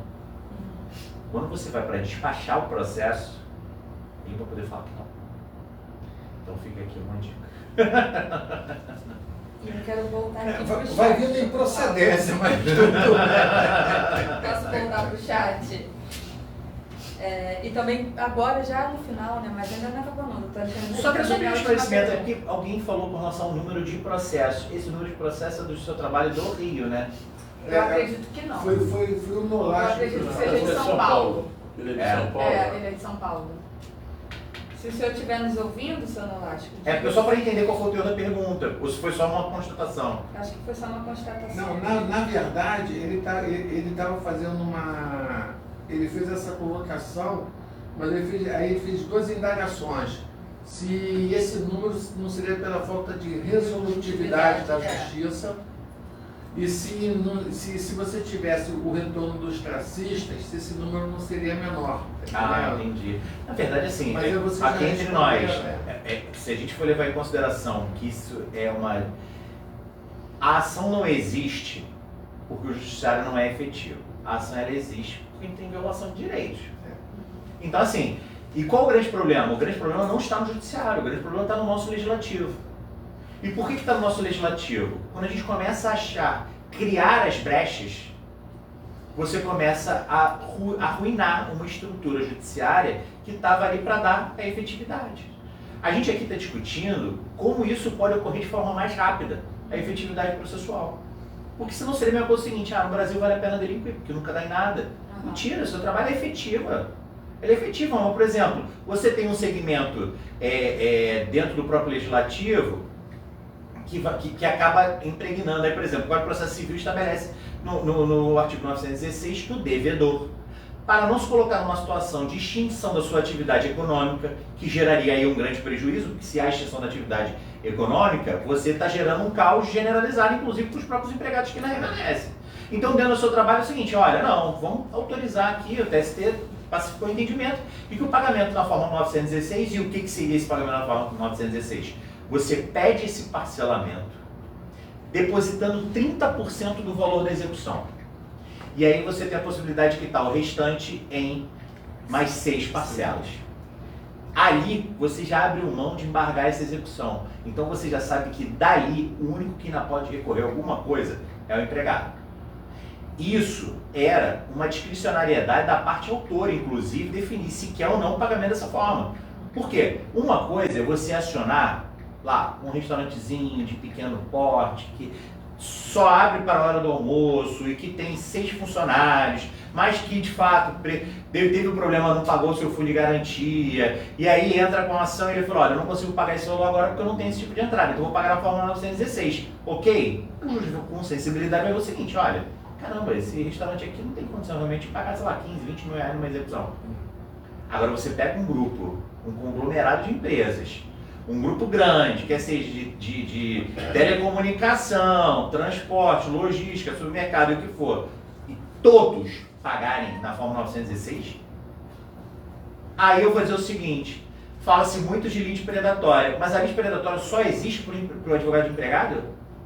Eu tenho uma empresa que demite, uma empresa de grande porte que demite 80 pessoas, eu pego 3, essas 3 viram 30, porque se eu fizer um bom serviço é óbvio, o meu trabalho é o meu grande cartão de visita. Eu estou agindo em lide predatória? Ou foi a empresa que mandou embora e não pagou nenhuma verba rescisória? Aí a gente tem a lide predatória reversa que surgiu numa discussão no TST. Para mim, esses pagamentos na forma 916, empresas de grande porte, que teriam condição de pagar uma execução de uma vez só, para mim é a lide predatória reversa. Porque ela vai empurrar essa execução por um tempo infindável para chegar no final e dizer o seguinte, eu quero mais 15 dias para pagar, e desses 15 dias úteis para pagar, ela não paga nem o valor da execução, ela paga 916. Ou seja, ela, de uma execução que ela tinha que ter paga 2 anos atrás, ela empurrou 2 anos para não pagar parcelado. Se isso para mim não é litigância predatória, é uma litigância de má fé, eu não sei o que é isso. Entendeu? E aí a gente só fica vendo o trabalhador que esperou durante 2, 3 anos. Tchau. Você fica vendo o trabalhador penalizado por uma situação em que foi criada pelo próprio legislador. E as varas do trabalho, enquanto no Tribunal de Justiça, e é uma crítica que eu faço sempre, e eu não estou fazendo aqui porque não tem nenhum representante do judiciário, é uma crítica que eu faço inclusive dentro do próprio judiciário trabalhista. Nós lidamos com verbas alimentares. Na justiça estadual, se o réu apresentar a forma de pagamento na forma 916 e a parte outra falar que não concorda, o processo vai direto para o Cisbajude. Não tem despacho. Ele vai direto para o Cisbajude. Não aparece no sistema que ele vai para o Cisbajude. No seu trabalho não. No seu trabalho, olha só, tem que manter a atividade empresarial, não defiro o parcelamento. Não abre nem mais contraditório. A única coisa que às vezes a vara abre é a possibilidade de você indicar a sua conta bancária para que eles não tenham que ficar te pedindo alvará sempre. Então o réu ele já deposita na conta indicada pela parte autora. Entendeu? Doutor Alexandre, antes de eu te fazer a última pergunta, eu preciso seguir o meu roteiro. Porque senão depois fica tão chato pra mim, doutor Alexandre. É o bullying interno. Nem fala. Só sofro bullying. Não sei nada. Nem fala, doutor Alexandre. Nunca ouvi falar. Nunca ouviu falar, né? Nunca ouviu falar, né, doutor Cláudio? Tô as orelhas que ouvem, né? Nós temos as notícias dos setores, né, que a gente precisa falar para a nossa categoria, que a gente ainda está em negociação coletiva, né, doutores que estão presentes, que compõem que é o assessor da FETERG, o vice-presidente, que faz negociação coletiva pela FETERG, para os trabalhadores de limpeza urbana. Nós ainda estamos em negociação, estamos finalizando alguns detalhes, porém, o percentual. Essa semana já assina, já a última reunião da última segunda-feira já acertamos. Já assina, o percentual já foi definido, né, que é 7%, a alimentação passará para R$27. Então, o percentual já está definido, tem alguns outros detalhes que estamos finalizando, e aí na próxima semana a gente já assina e encaminha para registro, não é isso? As categorias de guardião de piscina, diversões e administração de imóveis, a gente também está em processo de negociação, né? Alguns mais avançados, outros não, né? Isso, e não temos notícia ainda do pessoal de turismo. Pedi para o Fabrício, nosso diretor, informar como é que está a negociação dos profissionais de turismo do estado do Rio de Janeiro, né? Sim, vamos tentar ver para a próxima semana a gente trazer essa informação. E nós também temos a campanha do mês, né? Não, mas ainda não notícia do setor, que eu quero fazer essa observação, e o Cláudio lembrou bem, a gente falou tanto dos temas, da fiscalização, lembrando que para o pessoal de Mangaratiba, esse recado, né? Que a nossa federação, a FETERG, fez um ofício para a empresa lá de limpeza urbana de Mangaratiba, por causa das precárias condições de trabalho dos empregados da limpeza urbana, que prestam serviço para a prefeitura. E como infelizmente a gente não teve resultado, nós estamos oficiando o Ministério Público do Trabalho, estamos fazendo um pedido de uma denúncia e um pedido de mediação para o Ministério Público. Se não me falha a memória, aquela região é o Ministério Público de Itaguaí, não é isso? Pedindo uma reunião. Mas estamos fazendo justamente isso, Alexandre. Estamos denunciando as precárias condições para que a gente possa ter também no futuro a responsabilidade subsidiária da prefeitura, se for o caso, entendeu? Porque o pessoal lá está fazendo, diz que os caminhões não têm a menor condição de uso para limpeza. Agora eles deixaram de usar caminhões, que estavam todos quebrados, estão usando aquelas Fiorinos, quem tivesse a Fiorino, para fazer a coleta de lixo, tá entendendo? Já temos relato de alguns acidentes já, tá bom? Então aí nas notícias do setor, o papel da FETERG de Mangaratiba. Sim, e se chamou também a prefeitura, né? Chamando a prefeitura, estamos denunciando, perfeito, o Cláudio lembrou bem. Estamos pedindo a mediação com a empresa e com a prefeitura, porque a gente tem a prova de que também estamos notificando o tomador de serviço. Sim, e nós temos a campanha do mês. Nós temos a campanha do mês, que é o Junho Vermelho e o Junho Laranja, que é um mês de conscientização e cuidado com a vida, né? O Junho Vermelho é a campanha de incentivo à doação de sangue e o Junho Laranja alerta sobre a importância da prevenção e do diagnóstico precoce ao tratamento da leucemia. Quanto à doação de sangue, né, é um gesto tão simples que a gente pode fazer e às vezes a gente não faz, mas que ajuda muitas vidas. Então a FETERJ está engajada nisso. E, doutora Alexandre... Tem que surgir outro show da Ludmilla, né? Outro show? Para fazer a... Porque foi a campanha que ela fez. Quem doava sangue entrava de graça no show, né? Ih, não sabia. Não, lotou. Lotou o estoque. Lotou? Fui fazer um fila para fazer doação. Né? Assim, foi bacana, muito. Poxa, uma iniciativa extremamente louvável dela, que merece aqui ser alardeada, inclusive. Mas as pessoas só foram por causa do show da Ludmilla. Não foram, poxa, bem próximo ali que está precisando. É isso. Mas aí é que os meios justificam os fins. Só aproveitando, falando em doação de sangue, é diferente quando você faz a doação de sangue, você se cadastra no cadastro medula. Quem já tiver isso na cabeça e falou assim, poxa, eu quero participar, quero fazer doação de sangue, falo isso com a minha comadre, a madrinha do meu filho caçula. Ela é servidora pública, ela é médica do INCA e do Hemorrio, na verdade, do Hemorrio. E aí, assim, é óbvio que está sempre a campanha para sangue, mas também tem muito déficit de cadastro de medula, entendeu? Então, assim, e o grande problema é a questão da compatibilidade. Se a pessoa se você já tem interesse em fazer doação de sangue, faz lá um cadastro, é só uma provinha do sangue que tira, eles já fazem a análise, já fica isso num banco de dados. Se for positivo, é que eles chamam uma pessoa para a pessoa ir lá, para tirar um pouquinho, coisa e tal, para poder efetivar a doação propriamente dita. E é tão importante a doação de medula. Só lembrando também que a manutenção de elevadores tem um dissídio, que eles empregaram dissídio. Muito bem lembrado. E nós, tudo indica, né, o que nós já contestamos, indica que foi dado em procedência, né, o pedido de procedência. E eles fizeram uma audiência virtual, né, e aí a pedido da parte contrária, do pessoal, do representante da manutenção de elevadores, vai ser presencial. Né, e está para ser designado na audiência, né, e a hora que for, inclusive, eu vou sustentar. Entendeu? Mas não fizemos ainda o acordo, e é bom que se esclareça, o Cláudio está aqui também, simplesmente porque eles não querem uma cláusula da obrigatoriedade de vir homologar, né, as decisões dentro da FETERJ. Quer dizer que isso, na realidade, a homologação, quando você faz com a participação do sindicato, você está não só fiscalizando as mais empresas, como você está vendo se tem alguma irregularidade, até para contar para a empresa, né, sem ainda uma demanda, para dizer para ela corrigir aquilo dali. Né? Então, esse é o X da questão. Sim, eu quero dar boa tarde à Ana Cristina Duarte, à Luizinda Teixeira, à Dona Elza, também nossa diretora de Volta Redonda, ao Sandro, boa tarde.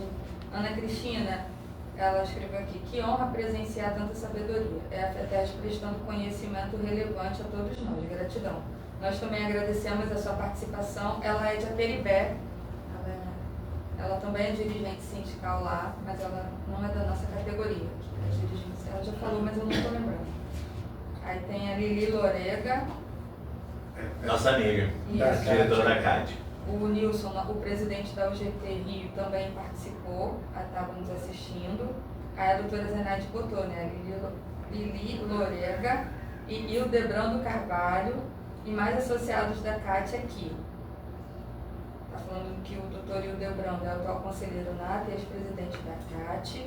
E a doutora Lili Lorega foi diretora em várias gestões da CAT. Muito bom ter vocês conosco. A Luana... Eliane Lorega. Isso. A Luana nos dando boa tarde, ela também já participou aqui conosco do podcast. E eu gostaria de fazer uma pergunta. Falando sobre o mundo como está agora. Está tudo sendo virtual, como já foi falado aqui, né? Está chegando também o uso das inteligências artificiais. Isso muito me preocupa. Te preocupa? Lógico. Porque a inteligência artificial tinha que ser uma ferramenta. E, na verdade, estão trabalhando de forma tão equivocada na inteligência artificial que estão querendo tornar a inteligência artificial um substituto. Uhum. E não existe isso. Tem gente que já está estudando como você faz uma petição para ser analisada pela inteligência artificial. Não, isso já existe há muito tempo. Entendeu? Já há muito tempo. Na verdade, o tribunal ele utiliza duas IAs quando vai fazer a análise dos processos. Ele tem a IA que faz o despacho, faz a análise, faz o despacho, e existe uma outra IA que analisa se aquele despacho está correto. Para depois, só aí depois vai para a conferência humana. Mas não está ainda, não passa uma questão, segundo eles, não tem essa análise sem o triple check, né? Que seria a conferência humana. Então, é que eu ia te perguntar, como a inteligência artificial pode contribuir para uma justiça mais eficiente sem comprometer a segurança jurídica? Isso que eu falei agora, essa questão da própria IA e assim, são questões bobas, mas as coisas que eu falei aqui, se elas forem aplicadas no dia a dia, facilita inclusive a IA para botar na conclusão. Porque a própria IA já pode auxiliar com uma efetiva triagem, um despacho, e aí, já está tudo escrito, só dá o check. Entendeu? E nós não colaboramos. Não sei se vocês viram, foi muito divulgado no Instagram. Teve um advogado que foi fazer uma sustentação oral no Tribunal de Justiça de outro estado, era virtual. E ele virou e falou assim, Silêncio, eu vou fazer minha sustentação através da inteligência artificial. Eu vi. Se vocês me autorizarem. Aí ele deu que apareceu uma imagem de um advogado da inteligência artificial e relatando. Pode? Aí o desembargador foi e interrompeu. Não, peraí, só um instantinho.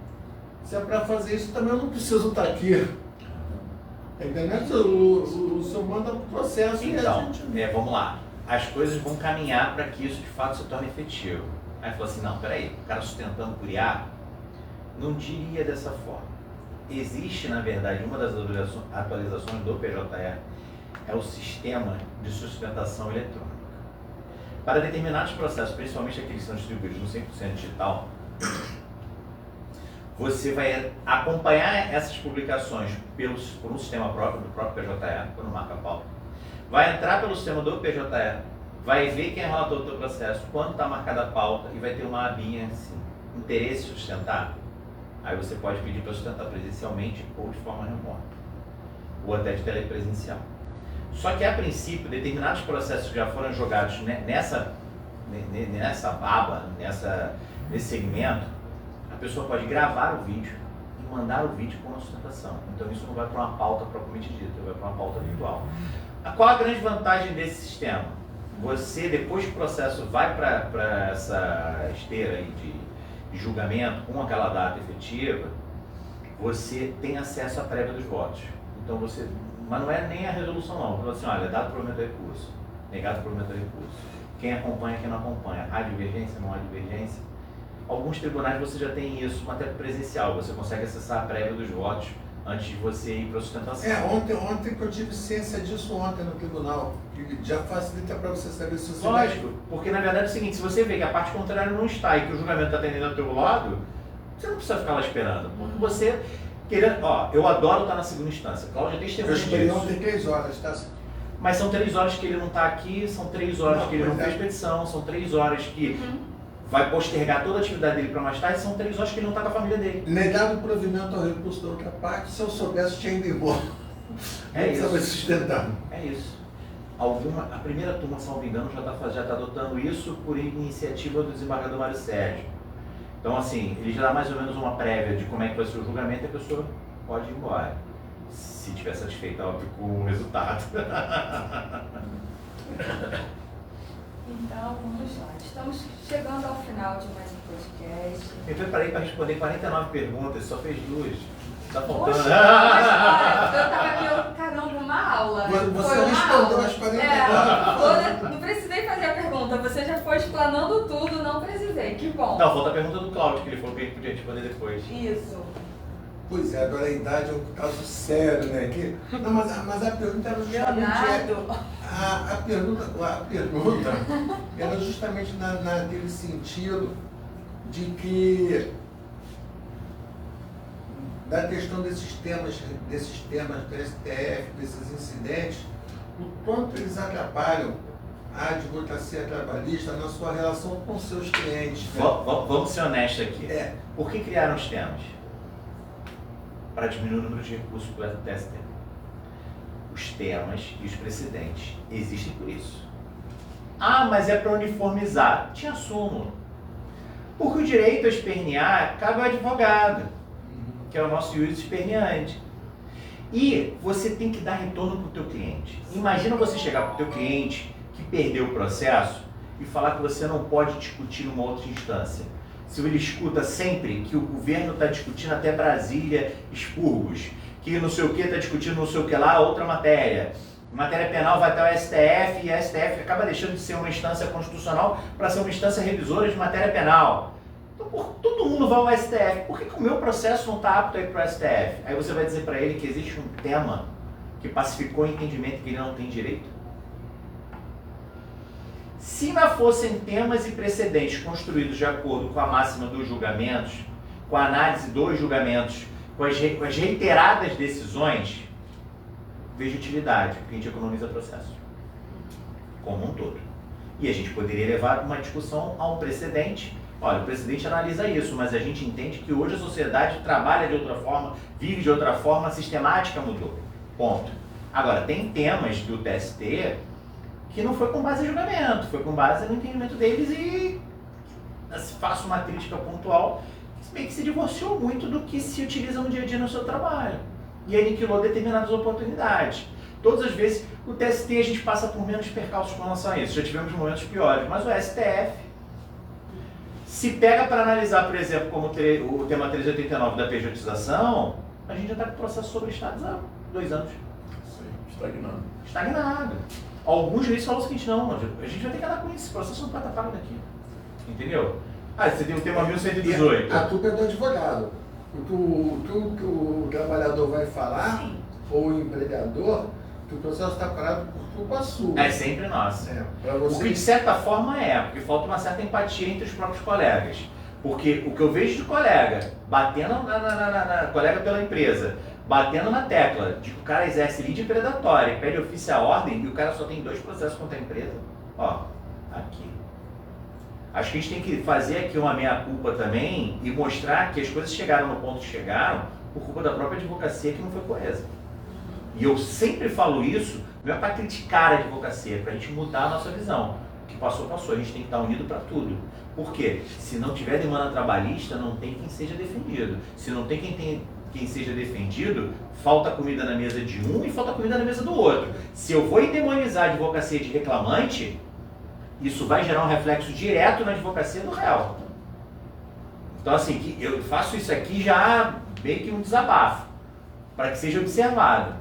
Entendeu? A advocacia tem que estar unida como uma coisa só. Eu sempre fui, 90% da minha advocacia sempre foi para empregado, mas tive as minhas empresas, sempre com coerência. Sempre com coerência. Tanto para um lado quanto para o outro. Eu acho que tem que ter isso. Não adianta você simplesmente vestir uma camisa e acabou. Entendeu? Basta ver a reforma da CLT de 2017, muitos colegas chegavam para a empresa e falaram, agora eu vou trabalhar menos. Eu falei, na hora que você trabalhar menos, que lá, que a empresa começar a ver que você tinha tantas atuações, tantos recursos a fazer, começou a diminuir, tchau, é menos. Vão refazer As empresas já começaram a chamar os escritórios para renegociar contratos de honorários. É a história da advocacia preventiva, né? Eu tive um colega que ele foi contratado para fazer uma advocacia preventiva na empresa. 6 meses depois a empresa já não tinha mais quase nenhum processo. Aí ele foi dispensado, porque não tinha mais trabalho para ele, tá entendendo? Doutor Alexandre, para a gente encerrar o podcast de hoje, porque conversar com advogado é muita coisa, né, doutor Cláudio? Hoje ele está quieto, doutor Alexandre. Hoje ele está quieto, só te ouvindo. Eu já vou vir mais aqui, doutor Alexandre. É só me chamar. Vem mais aqui, né, Leonardo? Ele não está quietinho hoje? Mas eu acho que caberia uma palavra do Alexandre. Então faça a palavra para ele. E do Cláudio Goulart, acho que caberia sempre uma palavra em defesa da justiça do trabalho, né? Acho que é importante a gente falar isso, né? Porque as pessoas estão nesse processo de demonizar, né? Eu fico assustado quando eu vejo alguns políticos querendo acabar com a justiça do trabalho, que não entendem o que a gente defende, o que acontece na justiça do trabalho, que vai para a justiça estadual, coisa e tal. Então acho que caberia uma palavrinha, pode até sair nas considerações finais, inclusive, se vocês quiserem, falar um pouquinho da defesa em defesa da justiça do trabalho. Né? Depois dessa defesa aí do tempo, né? Mas desde a minha primeira fala aqui, falando da defesa do seu trabalho. Isso aí. Olha, eu fazendo minhas considerações, até porque o visitante é ele, né? É o Alexandre Bastos, para falar. O senhor já é de casa, né? A justiça do trabalho, na realidade, é a justiça social. Né? Ela tem a visão social da sociedade. Né? Quem você vê normalmente, que você vai dentro do parlamento, você vê alguns deputados e alguns atores da sociedade falar que a advocacia a justiça do trabalho é onde a advocacia é uma justiça do trabalhador. Mas eu advogo um pouco mais do que ele, que eu sou jovem mais antigo, há 45 anos. Eu sempre advoguei para sindicato. Eu nunca na minha vida, Alexandre, eu vi uma empresa que pagasse tudo certinho e fosse condenado. A gente está cansado aqui, eu tenho que pegar contrato, quebra de contrato, que você vai lá, a empresa não tem o capital para fazer um dinheiro. A empresa contratante não segurou. Por quê? Quando você faz uma contratação de serviço, principalmente na área nossa terceirizada, que a nossa é a CPTER, você na planilha você faz todo o cálculo, desde a sua admissão até a demissão. Né? E conclusão, a empresa chega lá, por que não pegou? Porque ela não está. Aquilo ali que está entrando, ela está usando em outro viés. Você chega no final do contrato, não tem dinheiro para pagar. Eu dou um exemplo muito grande, é a Dataprev, para finalizar, para entender por que a gente faz a defesa do seu trabalho. E eu virei com um procurador, sei lá, de Niterói, né, e virei para ele e falei o seguinte: olha, isso é já a segunda vez que a gente me chama aqui, né, para a gente fazer, tentar viabilizar um acordo, entrar na justiça para viabilizar um acordo. Na época, a doutora Regina Brutes era chefe da Procuradoria. E eu falei para ele: por que você não faz uma caução? Dentro não tinha nem a parte previdenciária ainda, que agora é obrigado a segurar. Por que você não faz uma caução? Eu falei: de que forma? Você vê qual é o valor da verba rescisória lá no final desse contrato, você segura. Porque você não vai ser chamado, naquela época era complicado chamar subsidiariamente. Né? Então, você segura, porque se a empresa chegou lá não tem, você tem dinheiro para pagar. E começou a fazer isso. Né? Então, qual é o porquê disso que falam da justiça? É porque, obviamente, a empresa quer chegar lá, né, faz uma contratação, né, ela tem o valor dela, do custo daquilo ali e o valor do lucro dela, e ela não quer.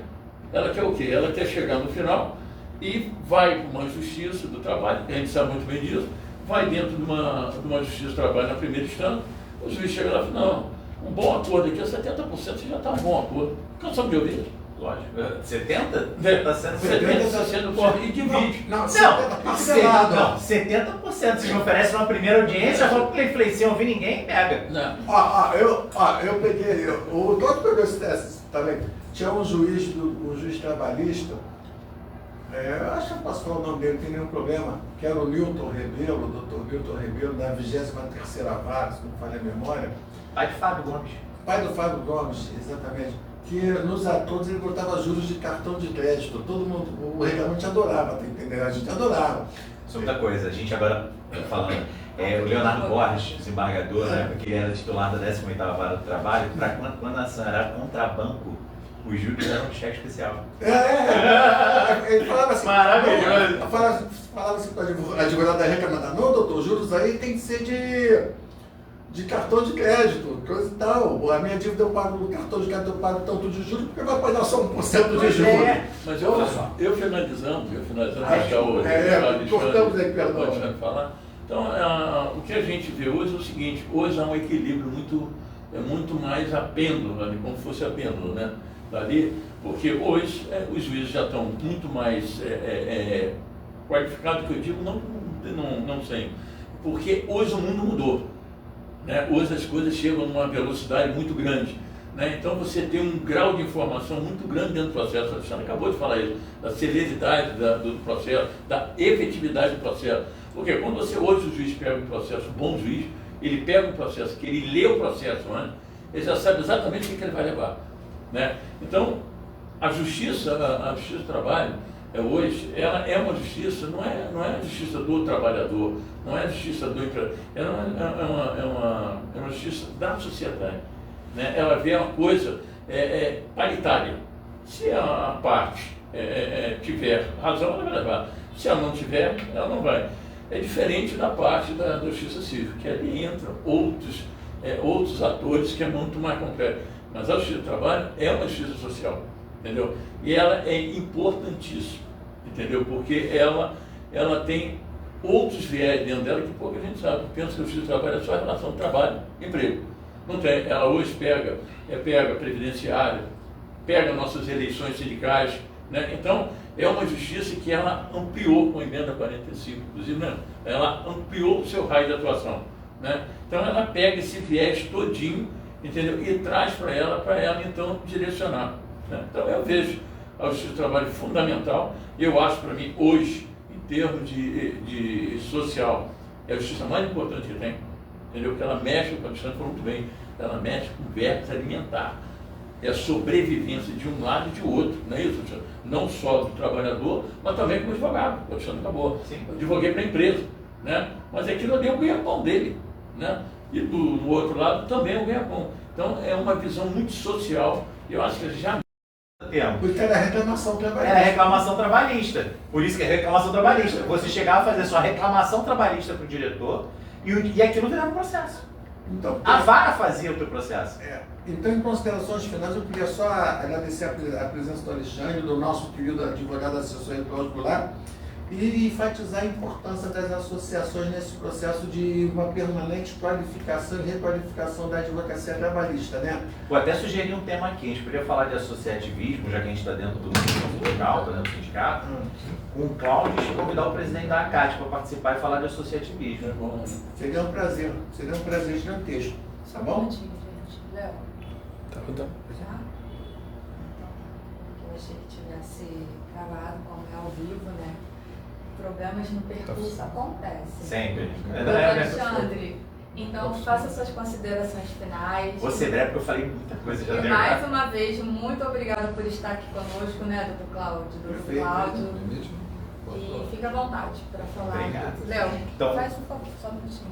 Foi? Grava aqui então, por favor.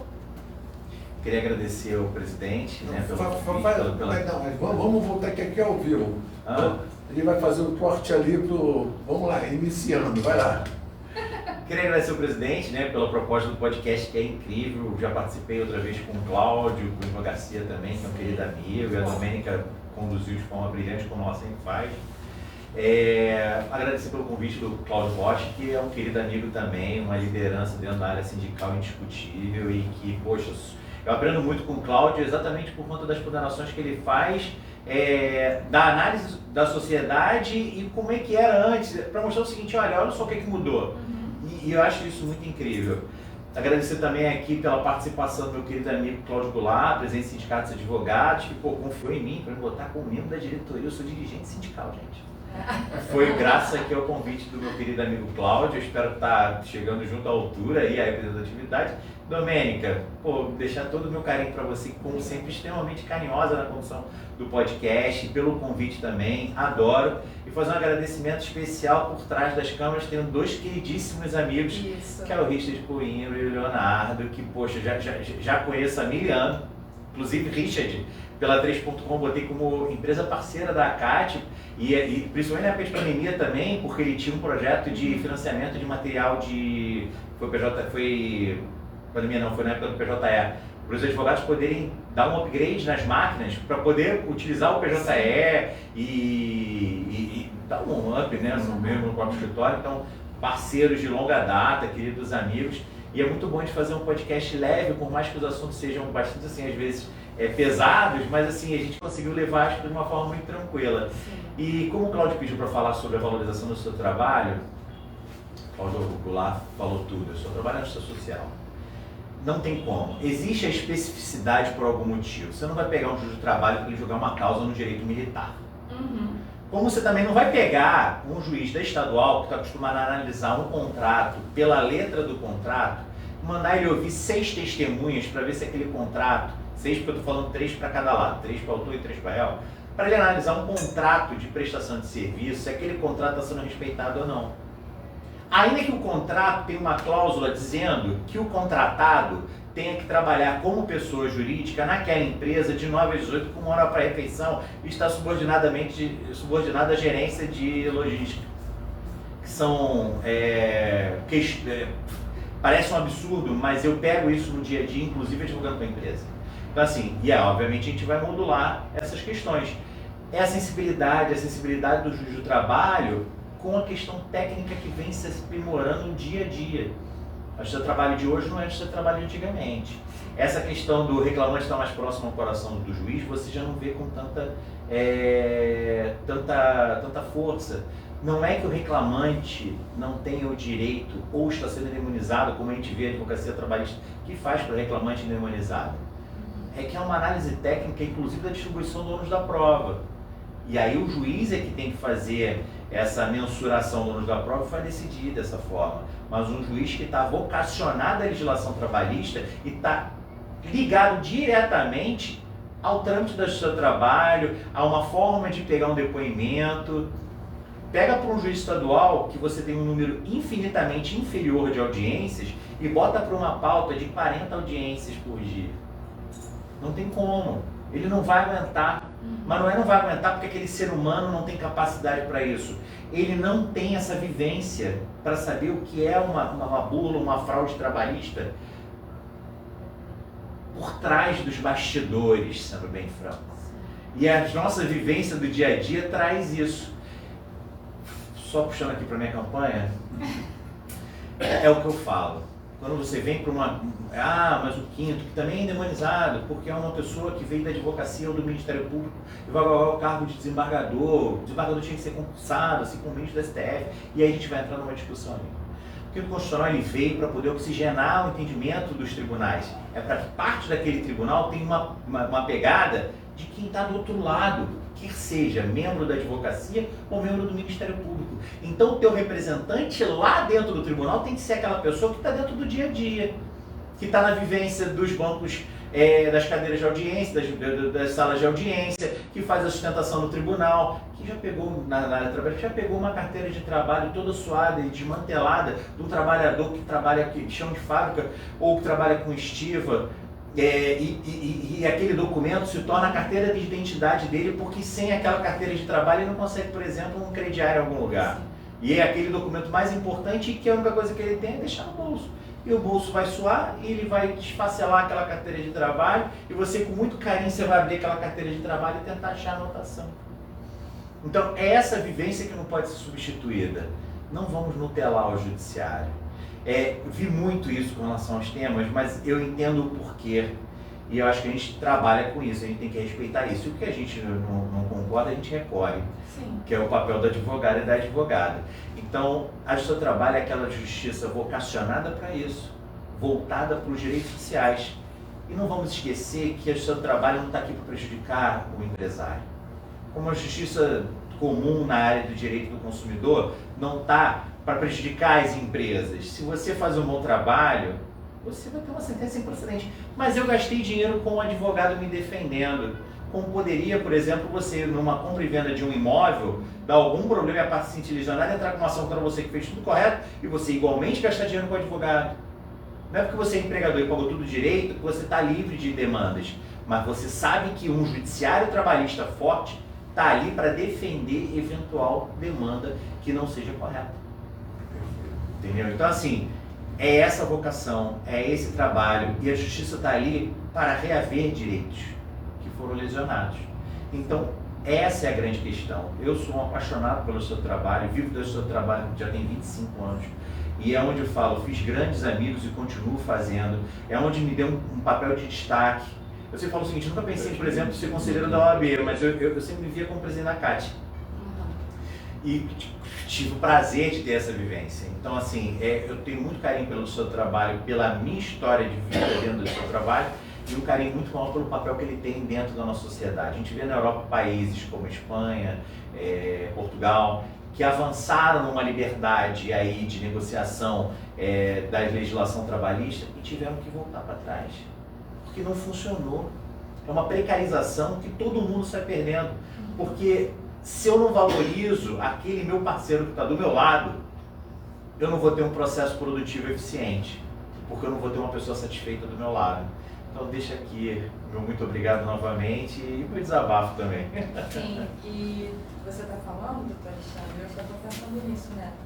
Porque a vivência fez tudo isso para você, né? Tipo Sim. assim, você fala com muita ênfase mesmo, assim, de quem vive aquilo ali mesmo, falou coisas muito internas, muito do que acontece ali no dia a dia, que às vezes um outro advogado não teria tanta propriedade para falar, né?